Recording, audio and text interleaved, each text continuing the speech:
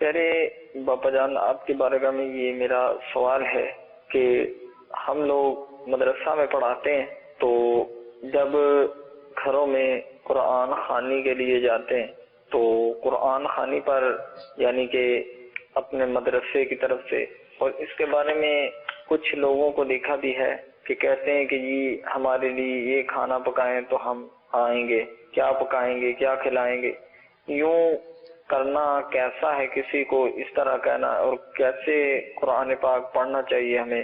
اللہ کی رضا کے لیے کس طرح رہنا چاہیے؟ اخلاص ہمارے اندر کس طرح پیدا ہو سکتا ہے؟ ماشاء اللہ، بڑی پیاری سوچ ہے آپ کی، مرحبا، اللہ آپ کو اور برکت دے۔ یہ واقعی اسی طرح کا ماحول اب ہے کہ مدرسے کے طلبہ بھیجنے میں یہ شرط ہوتی ہے کہ ان کو کھانا کھلانا پڑے گا، یہ اجرت ہے، اور اجرت پر قرآن کریم پڑھنا پڑھانا دونوں ناجائز ہے، دونوں گناہگار۔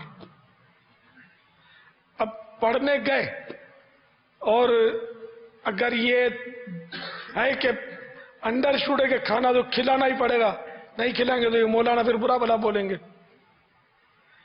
اور ان کو بھی پتا ہے کھانا تو ملے گا ہی، جب بھی جا رہے ہیں ورنہ تو جاتے ہی کیوں؟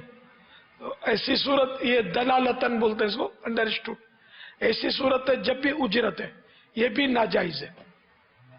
معروف ہے، یہ المعروف المشروط، تو یہ اگر اس دلالتن کے اس کھانا کھلائیں گے، پتہ ہے کہ نہیں کھلاتے تو نہ جاتے، اور ان کو پتہ ہے کہ نہیں کھلائیں گے تو یہ آئندہ ہمارے پاس آئیں گے ہی نہیں۔ جیسے نعت خوانوں کا بھی اسی طرح کا چل رہا ہے کہ ہم طے نہیں کرتے، ہم پیسے نہیں مانگتے، لیکن آخر مالداروں کے پاس اڑتے ہوئے پہنچتے کیوں ہیں؟